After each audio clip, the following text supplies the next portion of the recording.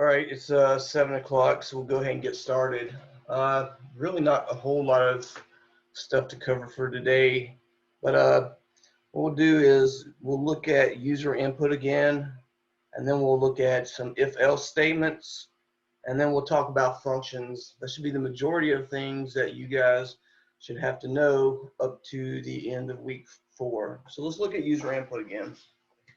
So in Python, we have a built-in function called input. And what we can put in here is what we want to prompt the user. So let's just tell the user to say enter a number, right? So what this input will do, it will give you back a string of whatever the user typed in. And so we need to save that string in a variable so we can do something with it. So let's just put s equals this input. And then just to see what happens, we'll do a print s. So what this should do, it should let the user type in something at the keyboard. That's what input does. And then it's just going to print that back out for us. So let's save that file. Let's run it. And there we go. There's the prompt, which is enter a number. Let's type in something. This is something. And then it prints it right back out to us. This is something. So what that's telling me is this input is allowing us to type something at the keyboard. It's going to, whatever we type in, it's going to save in the variable s, and then we're just going to print it back out.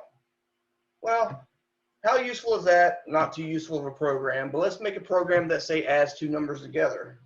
So let's do this again.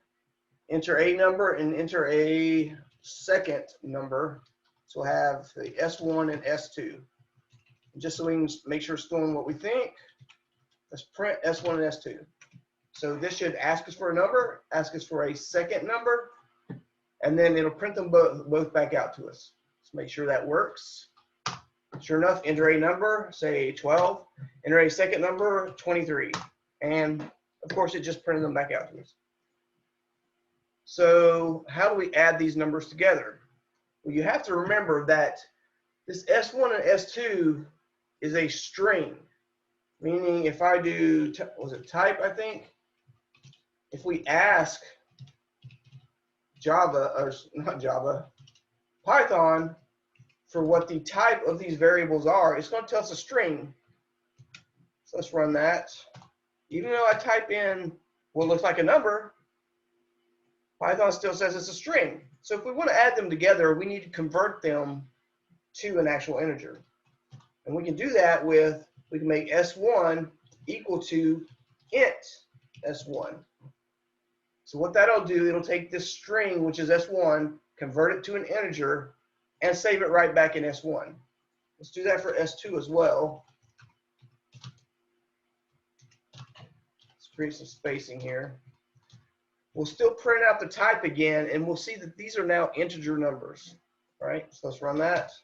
12, 23, and sure enough, now they're integers. So now we can do any kind of math operation we want to add on. Let's just do the sum equals S1 plus S2, and then we'll print out the sum. Send the sum. All right, save that, run it, enter number 12, enter number 23, and sure enough, that's the two numbers added together. So that's the basics of user input. There's really nothing more to it than that. You should have to remember that this input right here, it always gives you a string in return. But if you want to do math operations on whatever that's typed in, you need to convert it to an integer. You can also convert it to a float. That's fine. Let's run that, because you can still do math operations with a float. 12, 23, and you see that the first number is now a float. The second one is still an int. And we get 35.0. That's just Python's way of telling us this operation here resulted in sum being a float. And that's because we're taking an integer and adding it to a float, and the result is a float. If it was, say, adding two integers together, then the result would be an integer. So that's just a basic review of user input. So let's look at if-else statements, which should have been last week's material, and then we'll get into week 4 for this week's material. So let's keep the same thing. We'll have S1 to be a number. So let's delete all this extra stuff.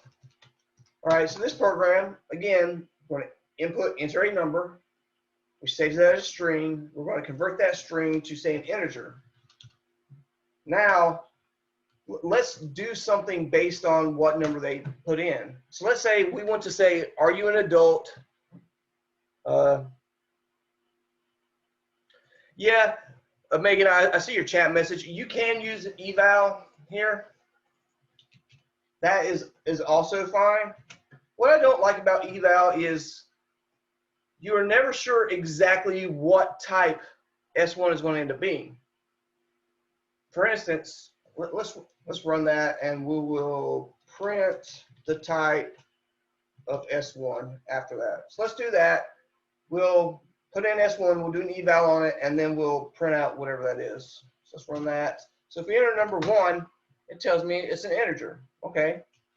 Run it again, 12.3. It's a float, so that's actually somewhat useful. You know, if we type in QWERTY, yeah, we get an error because it can't. What Python is actually doing here, whatever you type in, it's treating it as if it were more Python code. So if I did something like sum equals 1 plus 2, I believe this should work out right. Print sum. Let's hide that one. Let's run this. Still typing something. But still an error because this is actually a string. You can use eval, and if you use eval for the course and your program works, you're not going to get any points taken off. For actual code I'm going to use in real life environments, I will use like an integer or a float because that is the exact type I want it to be. So if you use eval, you're not going to lose any points. But if you get a job writing code, eval is probably not what you want to use. You want to use a specific one. Like I specifically want this to be an integer. S1. I specifically want it to be an integer, so I would put that I want it to be an integer. But like I said, if you use eval on any of your assignments, I will not be counting off of that. Okay, all right, so we have S1 as an integer. So let's look at some if-else statements. Let's say we want to decide if the individual is an adult or not. You actually needed to do that for your assignment about the movie tickets, right? So let's say if they are 18 or older, they're an adult. Otherwise, they're a child. Actually, we'll go ahead and do that part of the assignment where we have to decide if they are an adult, a senior, or a child. All right. So let's call this age now because we're no longer entering a number. We want to enter your age, right? That's what we want to query. Then we're going to convert that string to an integer. Now let's do something with the age. So let's say if they are a senior, you know, how old is that? Let's just say if they are 65 and older, they're a senior. So if their age is greater than 65, colon, next line. If you see here, indentation is extremely important in Python. Whenever we have indentation, that's part of that if else or else if statements. You have to do an indentation as part of your if statement. For example, oops, didn't mean to do that. For example, if we don't do an indent, we just want to print, you are a senior, right? What's going to happen here? It's going to crash. And the reason being, expected an indented block. What that means is when we have an if statement, this is what we're checking. We're checking if the age is greater than 65. But to tell it what do we want to do if that age is greater than 65, we have to indent it. That means if the age is greater than 65, do whatever's indented. And the reason why that's important, let's say that prints you are a senior.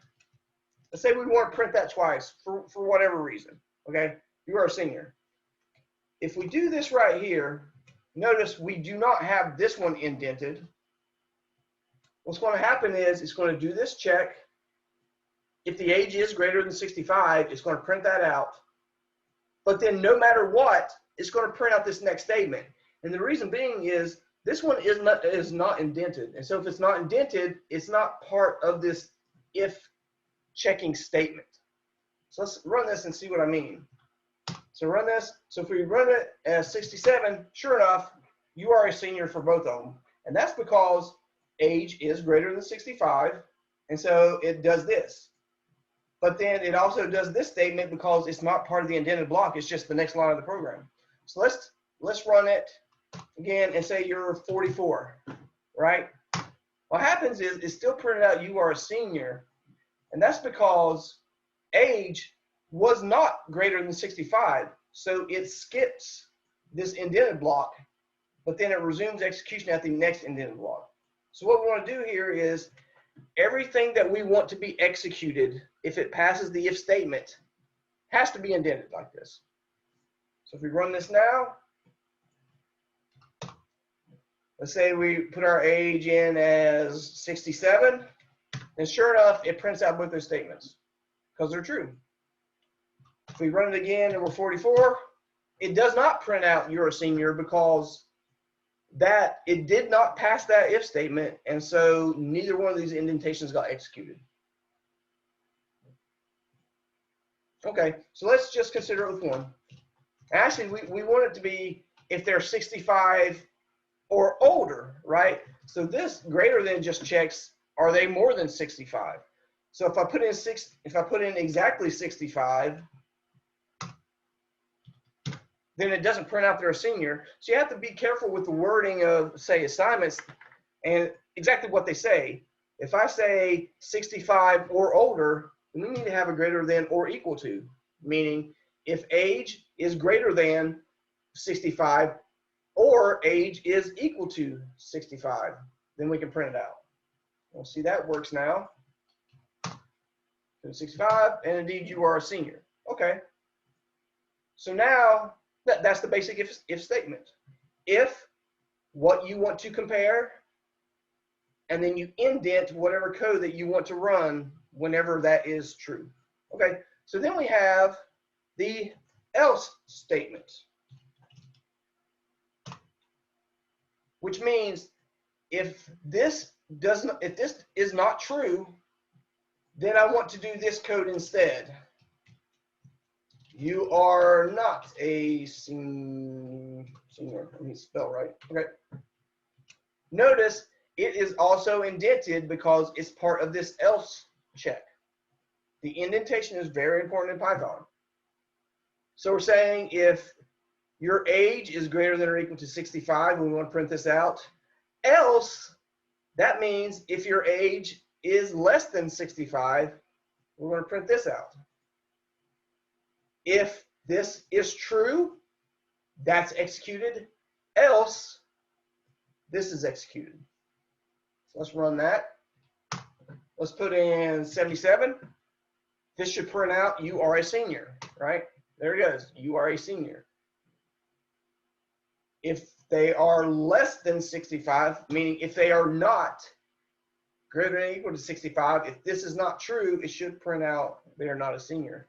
And 44, sure enough, you are not a senior. So that is how your if-else statements work. You put if, and then you put some kind of mathematical comparison here. You could have, you can have greater than, you can have greater than or equal to, you have less than or equal to, or not equal to. All those will work. But for our example, if we're determining if they're a senior child or just an adult, our first check is if they're greater than or equal to 65, they're a senior. Okay. So let's take away this else for a minute. There's another construct called the, elif. Now we need to put another mathematical comparison here. So, like I said, we want to determine if you're a senior, an adult, or a child.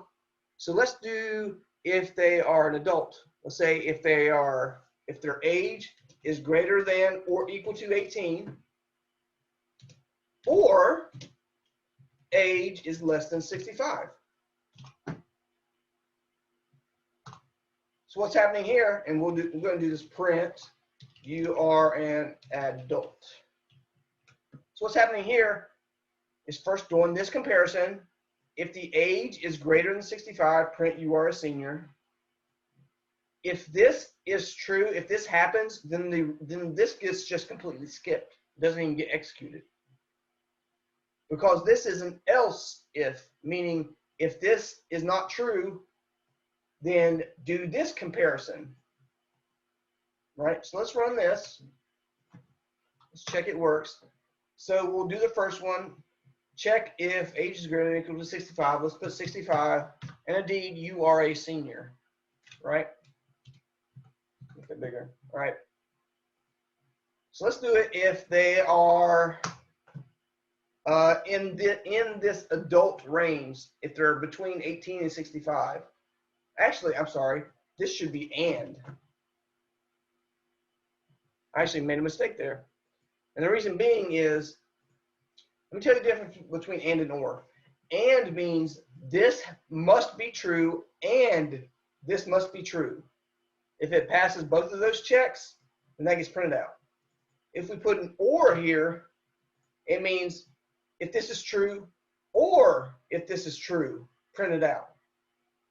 And the reason why we need an and is because, you know, if their age is greater than or equal to 18, you know, that could be 100 years old and that would still be true, right? But if we're checking if they're an adult, we also want to make sure their age is less than 65. So let's change that to an and, meaning both this and this must be true for this statement to be displayed. All right, let's run that. If they're 44, sure enough, you are an adult. So what happens if they are less than 18? But 15, nothing gets printed out. And the reason being is 15 is not greater than or equal to 65, so it skips that. 15 is not greater than or equal to 18, so it skips that. And then there's no more code to execute. So what we do here is add on the else statement to catch everything else. Print, you are a child. And the reason being is if it does not catch here, it'll do this check. If it does not catch here, it'll finally do this thing as a last resort. So let's run that with the age of 15. Sure enough, it says you are a child. And again, the reason is 15 is not greater than 65. So it'll come check this. 16 is not in those two ranges, so it'll check this, but there's no if statement here. It just executes this as everything else. So you are a child.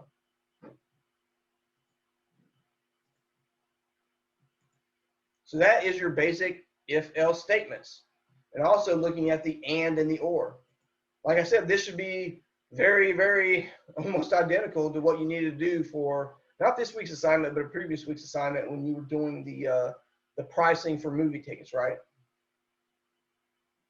This is how you would check what their age is. And then, of course, you would need, for the assignment, you had to do the appropriate thing, you know, print out the price of a movie ticket and things like that. But this is how you determine, based on what the user input, you know, which of these age categories they fall into. And that is really all there is to if-else statements.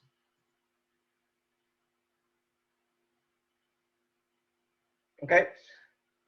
Next thing we'll look at is kind of this week's material, which are functions. We'll look at a few different functions, and after I go through those, then we'll kind of open it up for any questions or comments you may have at the end. So let's talk about functions. All right. So there are some built-in functions, meaning Python has these built-in functions that you can use automatically. But then there are also some you can import, and we'll talk about what that is. And then there are ways to create our own functions. Okay, so let's first talk about what a function is. A function is a piece of code that takes in a value and gives you back a value. What I mean by that, and we'll use the example of a Python built-in function. Well, the Python built-in functions is our input, right? This is the prompt.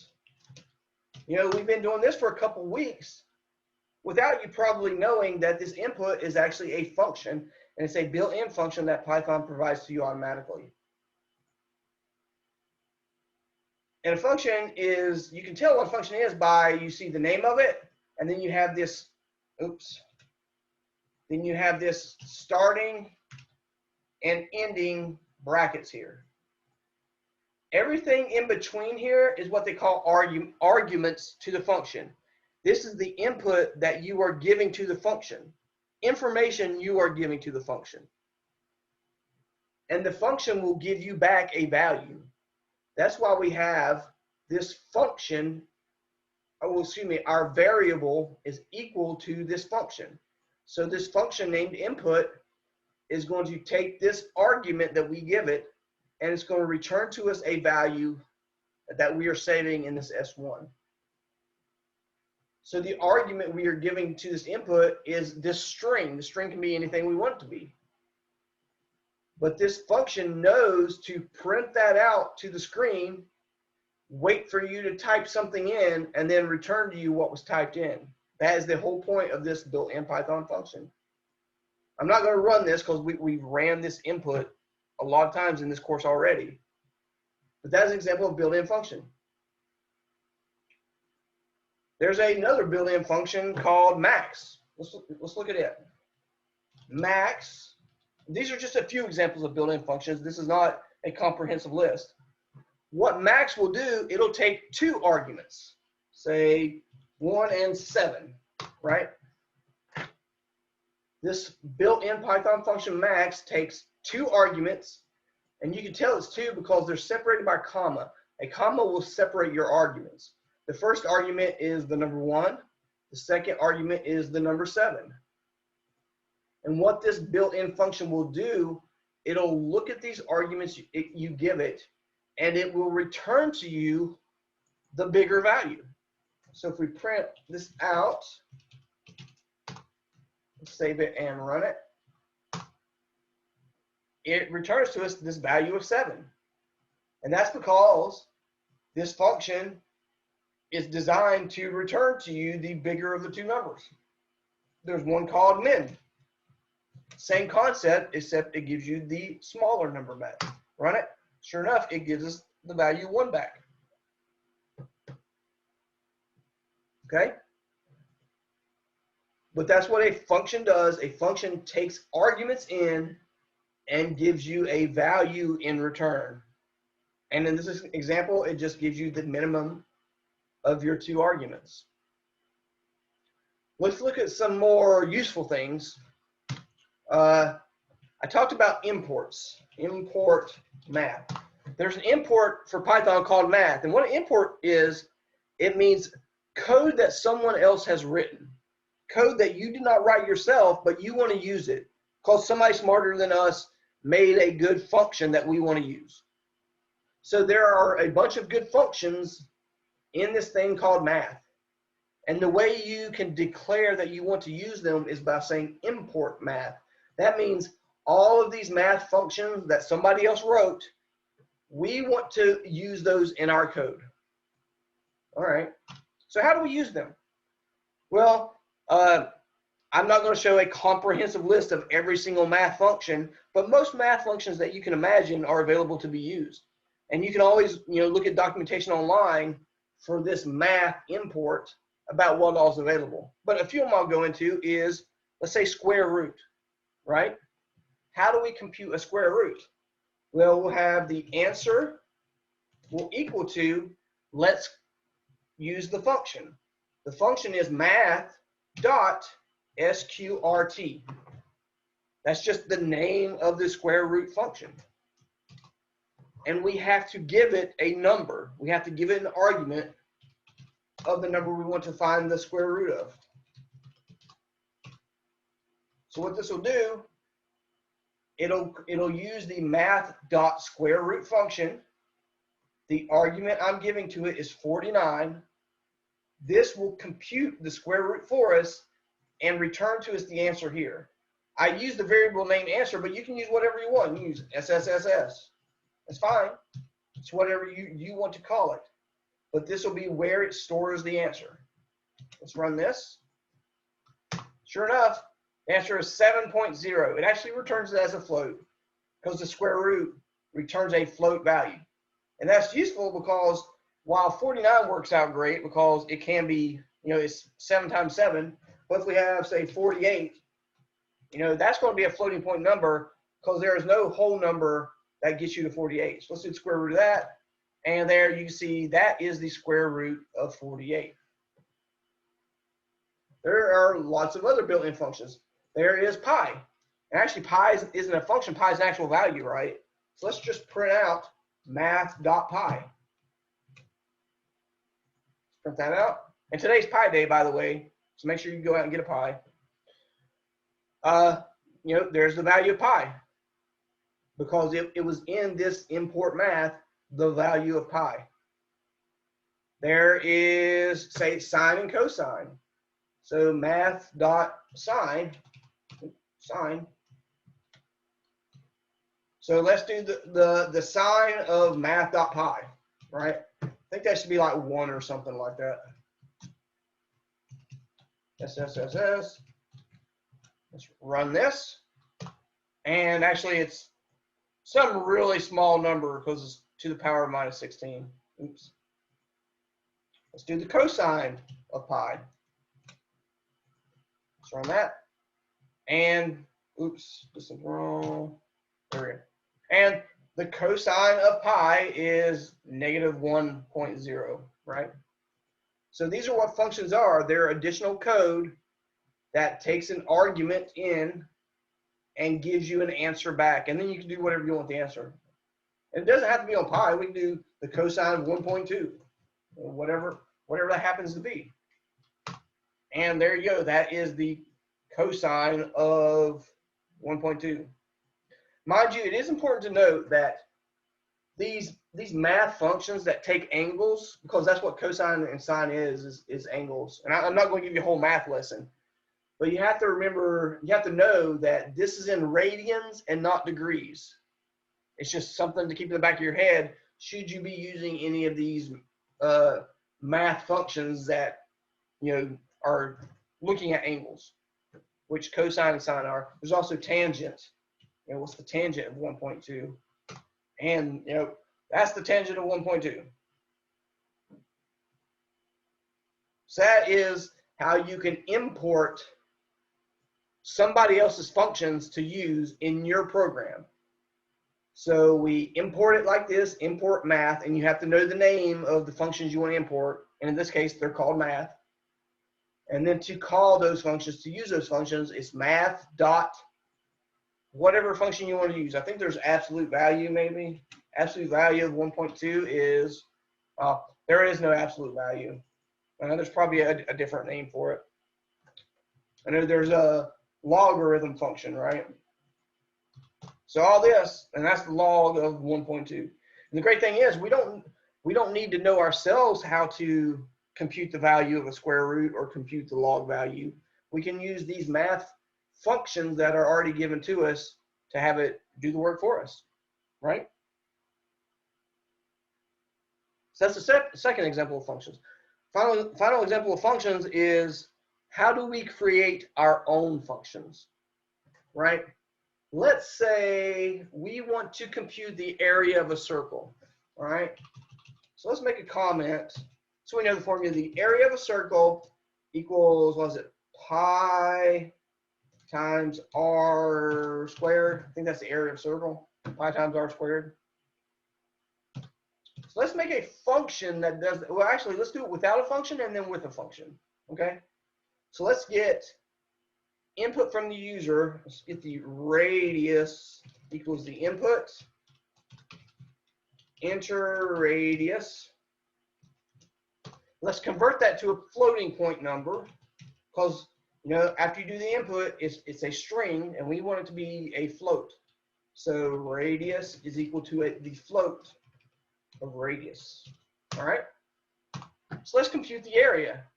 The area is equal to, actually, let's keep that import math. Why? Because we want to use this value of pi. I could just do 3.1415927, etc., times the radius squared. And what I'm doing here is, it's just some of the Python operators. We're just substituting in the area equals pi r squared. So we're saying the area is pi times the radius that the user typed in, and star is the way for Python to say this is a power.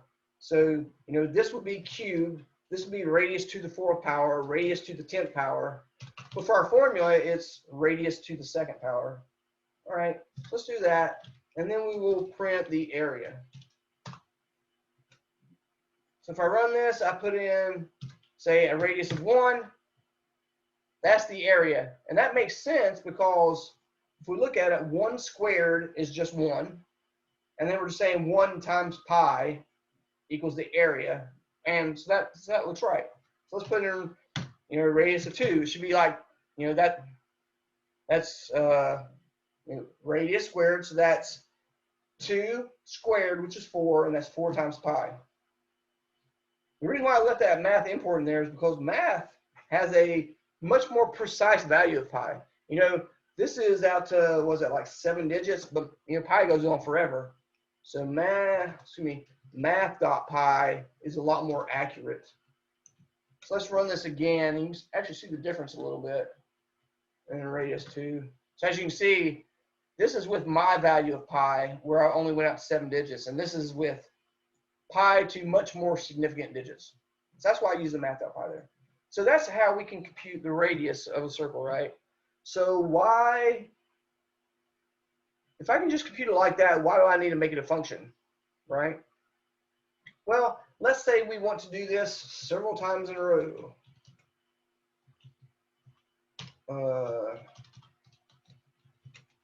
Let's do this 3 times in a row, right?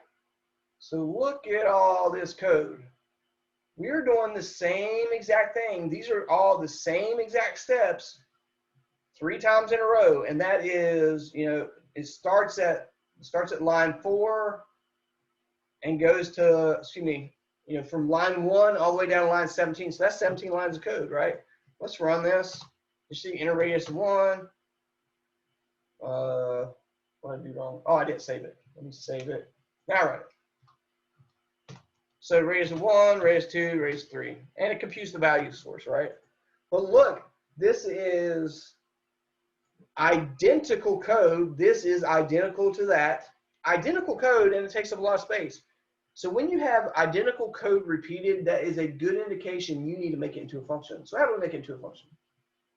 So we make our own function, and you make it using the word def. In Python, that means define.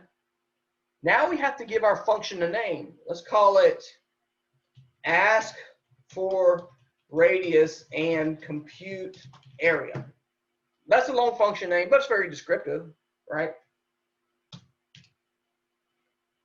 In here, we put in whatever parameters we want to give it. Right now, I'm not going to give any parameters yet. And then, just like in the if statements, we have the indentation. The indentations are the code that we want to execute when this function runs. So let's do exactly what we're saying it's going to do. It's going to ask for the radius and compute the area. So let's copy this.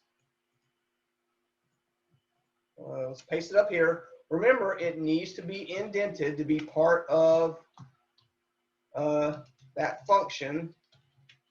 Indented with a tab, mind you.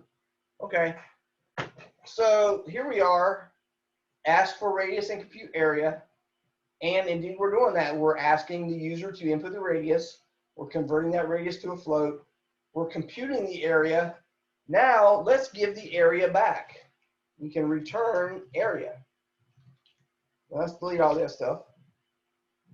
So now we have this function we can use, just like we use, say, math.square root.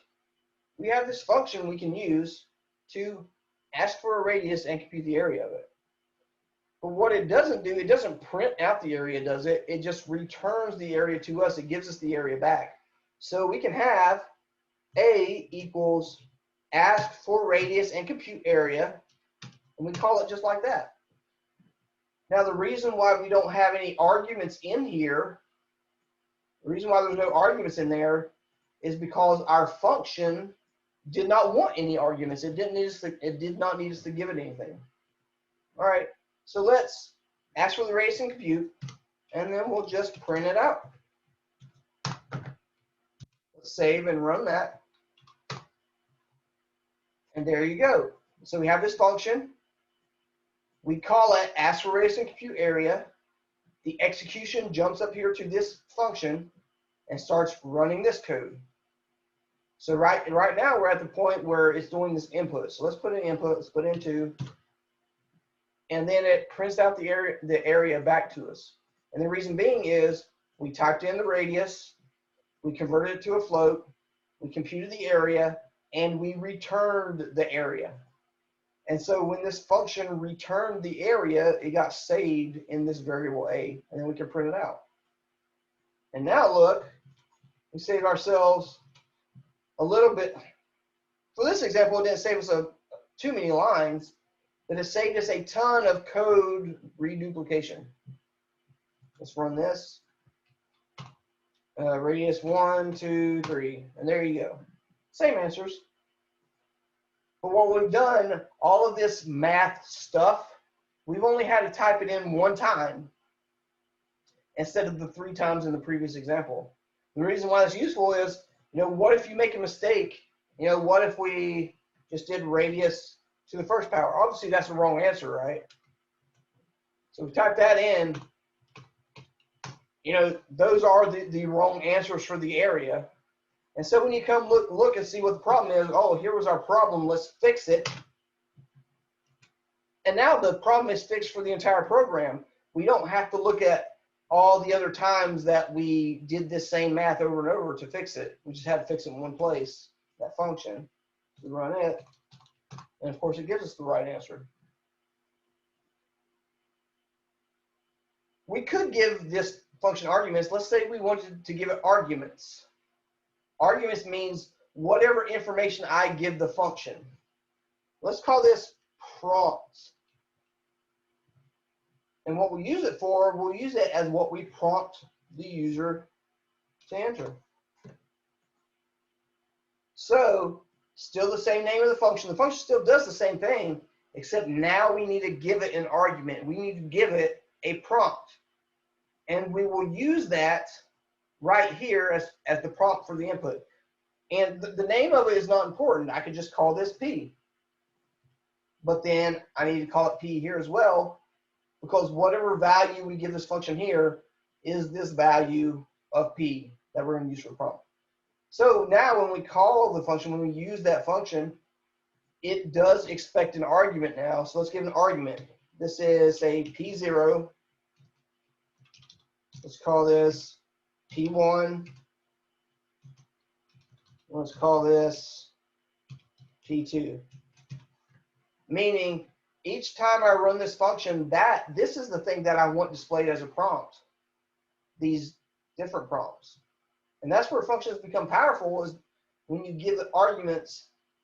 So instead of prompting the same thing, enter radius, it'll prompt to the user whatever I tell it to prompt. Let's run that, run it. You see here, it's saying P0 because I gave the function this P0, which is this P argument, and input this P argument, which displays that prompt. Let's put 1. The same thing for P1, there. And same thing for P2. So that's how we can make our own functions. We could have done this, instead of, say, asking for user input, let's say radius. So instead of getting the radius from the input, let's say we already give the radius to the function. So instead of this string, well, let's run this right here. What do we think is going to happen? Is we're giving this string to this radius. And so it's going to put this radius in this math formula, and it's going to try to square this string, and it's going to fail miserably. There you go. It crashed on us. And that's because you can't, put a string, raise it to the second power. It needs to be a number. We need to change these two numbers. It can be an integer. It can be a floating point number. And that's pretty much your two choices. 5.2. Let's run that. And so it no longer prompts us because we're not using that built-in input function anymore. We're just saying to compute this, give me the radius. I'll compute the radius, I'll compute the area, and then I'll return the area to you. So we use the function, we give it the radius, we save the answer, and then we print out the answer. And that is the complete rundown on functions. And that actually takes you through everything that you should be aware of and understand up through this week, through the end of week 4. Yeah. So I'm open to any questions you may have. You can ask about the stuff for this week or any previous week. You can ask about assignments or whatever that you want to ask about. So the floor is open.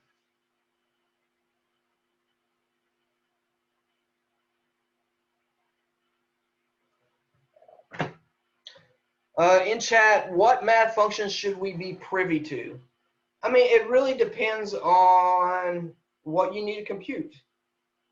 What I'll do, I will put on the course webpage, I'll put an announcement to the documentation for those math functions that will just list them all out for you. And so I'm not going to say there are any specific ones that you need to be aware of. You need to be aware that there are math functions. And then you can look at the documentation to see which ones there are. So for example, if you need to compute the square root, you can look at the page for the list of math functions and you can find math.sqrt. If you're doing something with sines and cosines, you can look at the page and you can find the name of that sine and cosine function. So there are none that you need to have memorized, but you do need to be aware that they are available. And like I said, I will make an announcement on the course page with a link to a web page that will list all of those functions. So if you need to do any kind of math, you can just look on there and find the one that you need.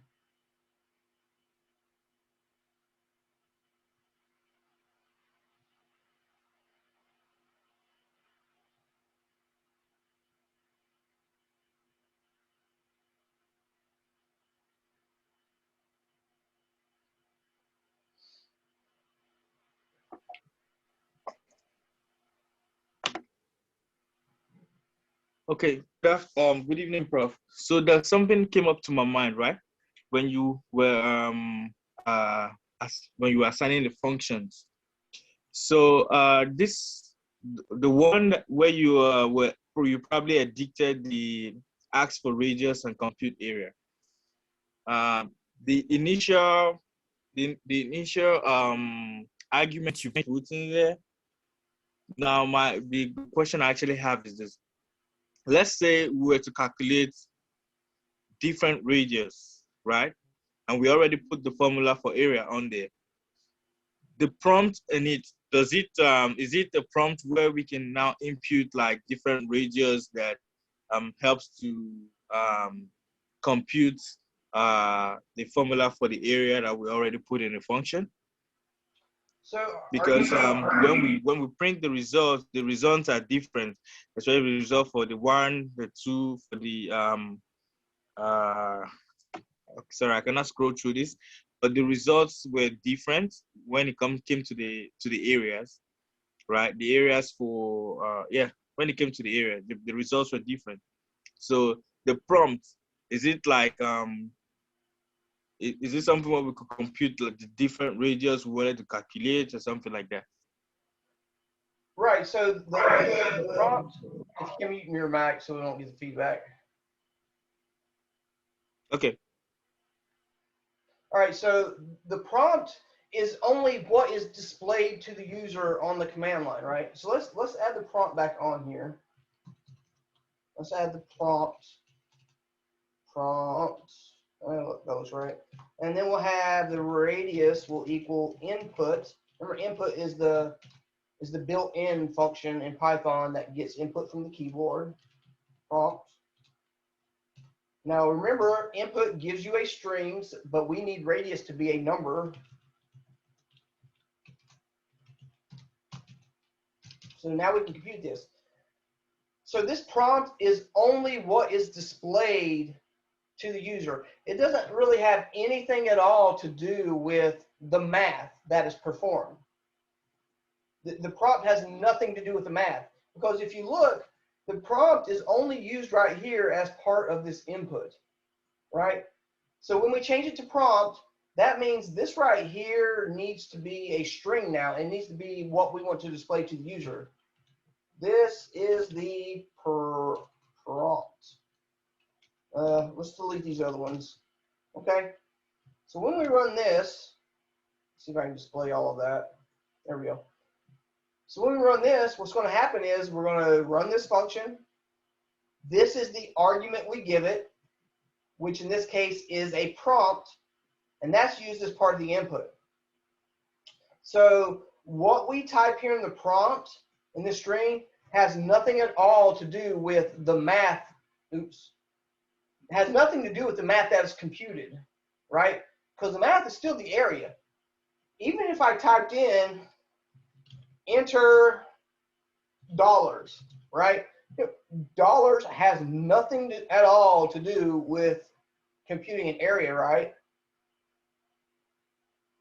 Would it be okay to build it as to Megan Palmer? Yes, that would be fine as well.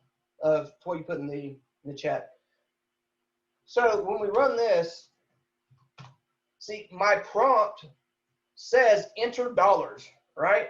Even though dollars has absolutely nothing to do with computing area, but I made a mistake and I just said I want this to be the prompt. So even if we type in 1, it's still computing the area, right? So this prompt has nothing at all to do with the actual math computation that takes place. Okay. So what I wanted to find out really is, let's say I want the user to input different figures for the radius, right? Okay. I don't want to give the radius a fixed value. I want to prompt the user to enter different values for the radius. Yeah, how do I do that and then assign the functions to? All right, yep, I got you. I understand what you're saying now. Okay, so we'll go back to like we had it at the second part. We'll put in radius here. So if we are going to give the function the radius already, then we don't need to ask the user for it anymore, right? We can delete this input because I don't need the user to give me the radius I don't need the radius typed in it for this function because I'm already telling it what the radius is. But then in here, and I'll get to your question in a second. Here, I need to give it the radius, right? So if I say my radius is 5, that's how I can give it the radius. And we'll get to, I understand your question now, and I will get to it. So if we run this, you know, it doesn't even ask me for a radius. It just prints out the area, the answer of the area. Why? Because I told the function my radius is 5. And so when I put this 5 as the argument, it knows this radius is 5. And so it computes this area as if the radius was 5. Because my argument was the value 5. So now what you're saying is, you know, compute the area with different radiuses based on what the user input. So let's just ask the user what the radius is. So put R equals the input, enter radius, change it into a float, and then we can give it the value R. Because at this point, the user will type in at the keyboard what the radius is as a string. We will convert that string to a floating number. So whatever the user typed in is stored in this variable R. And so that is what we will give as the argument to the function. Let's save and run that. So if I type in inner radius, I type in 6.3, there, that is the area of 6.3. We can run it again for 1, and it gives me the area of 1 based on whatever the user typed in here. Okay. Okay, I get it. Thank you. Okay. And one other note is that I do record these and post a link online, so you can always go back to the link that I'll put on the course page to review anything that I talk about now. So I'm ready for the next question.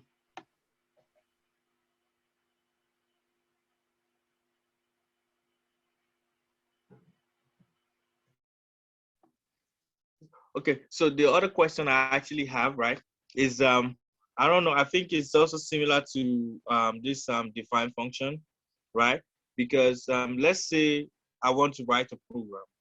I don't want the program to end, right? I want it to be in a situation where when I input the value and it calculates, it computes the value I inputted, I want it to prompt the user again to input new values, and then it will just keep prompting once the value imputed is calculated.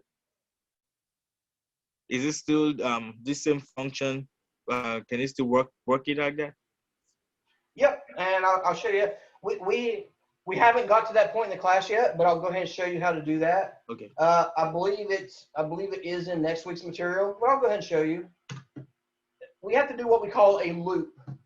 A loop means you keep executing the same code over and over and over, right? One of the ways we can do a loop is there's a word called while. It's just part of the Python programming language is while. You put while, and then you put some kind of condition here. It can be whatever you want. It can be what I like to use if we're doing this loop infinitely. You put while true. See, I think it's a capital T. Yep, while true. What this will do is kind of like an if statement, meaning you have if a condition, and then you have the colon, and then you indent all the code that you want to execute. So let's just put some comments. Statement 1. Oops. Statement 2. Statement 3. So what will happen here, while we have this while true, and let's just print out something to see what happens. Let's print out here so we know where it's at. Okay. So what this is a loop, meaning while this is true, and it doesn't necessarily have to be the word true, although the word true is always true.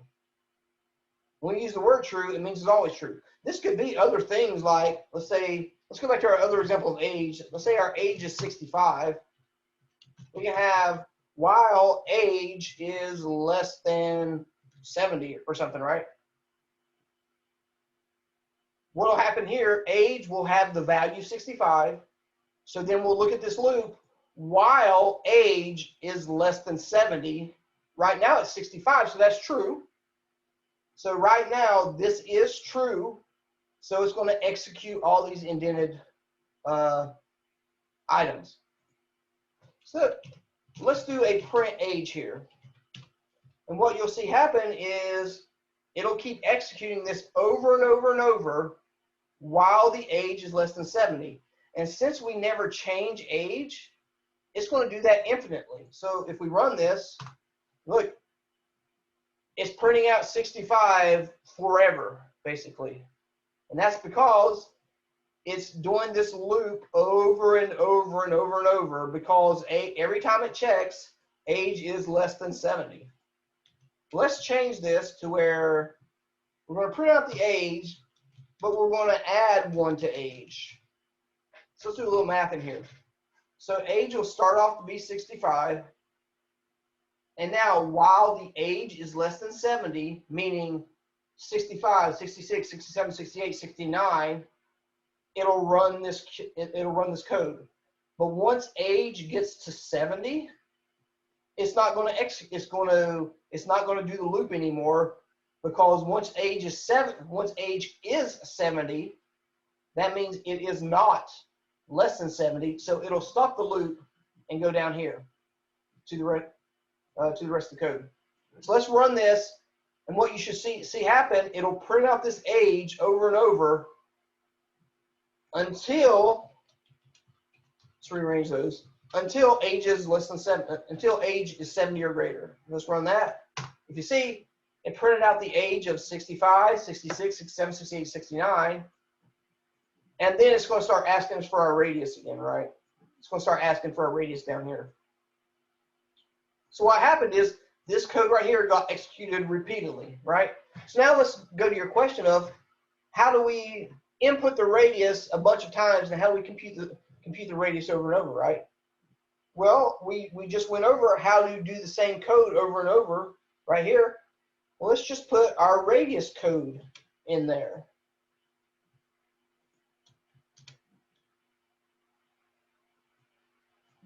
Let's make sure it's all indented properly. Delete it down here. And then we'll still add the age on there. Well, actually, we won't do the age. Let's start with an initial radius, say radius equals 0, okay? So now we need to do some kind of condition here, right? We got to tell it when do we want to stop doing the loop. So if we put true here, that means this is always true, and this code will never stop executing. It'll execute forever. So let's save this. Let's run it and see what happens. So there, inner radius 1. There's the answer. Inner radius 2. Inner radius 3. Inner radius 4, 5, 6, 7, 150. Whatever the case is. So now we have executed this, asking for the radius repeatedly over and over. But what we need to keep in mind is, in a program, we don't want to do it for forever, right? We want it to do something else eventually. So we need to put something here to make it stop. A condition where if something happens, we don't want it to do the loop anymore. So a good way is, say, if our radius is less than 0. That's actually a good check, because how can we make sure this loop stops now? Let's do a print here. Print, this is, after the loop. Oops. So whenever this prints out, we know that we're done with the loop. The loop is over, right? And so what we're doing is the radius starts off equal to 0. We're saying actually want it to be the other way. While the radius is greater than or equal to 0. And the reason being is, if this means if the radius is 0 or larger, it'll run this code. If the radius is negative, then it stops doing the loop and we get down here, right? So what we can do here, let's change our prompt a little bit. Inner radius, or negative value to end. Just something we can show to the user. So let's save it. Let's run that. So inner radius, negative value to end. So inner radius of 1, radius of 2, radius of 3. But now we can put in a negative value, because if we put in a negative value, this radius will not be greater than or equal to 0, and the loop will stop. So let's put in -1. I did something wrong. What have I done wrong? Oh, I'm sorry, because we're using the variable r. R is not the same thing as radius, right? R is not radius. So let's use let's use the same variable name. There we go. Now it should work if I put in a negative value. So put in normal values. Sometimes even I have typos. All right. All right. There we go. 1, 2, 3, 4, 150, whatever the case is. Let's put in a negative value. Really, any negative value will do. And gets down to after the loop. So that's how we can exit and stop doing that while loop. There are several different variations of how to do a loop. This is one of them. I'm not going to cover all of them right now. Pretty sure it's in the next week's material. If not, it's the week after that. So you shouldn't have to do anything for this week for the loops. But I mean, there's a basic rundown of how it's done. But you will see it again in future assignments. Okay, thank you, Prof. Okay.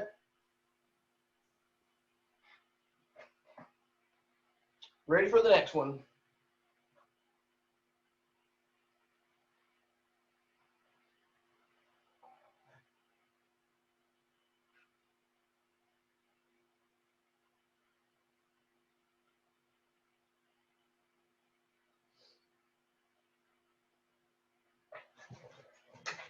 All right. I will hold on for about 5 more minutes. If you have questions, please feel free to ask them. Also, feel free to drop off at any time. And as I said, I will post the link to this video on the course page once I get it uploaded, so you can review it later if you need to. So ask questions if you got them. If not, just drop off whenever you want. About 5 more minutes.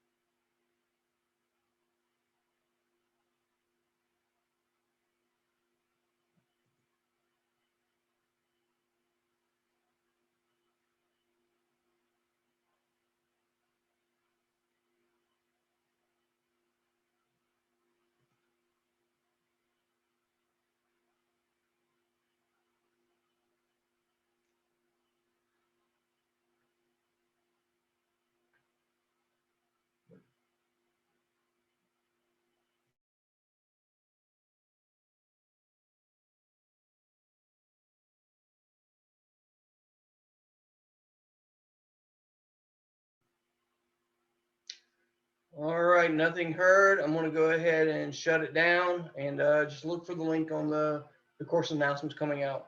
All right, thank you.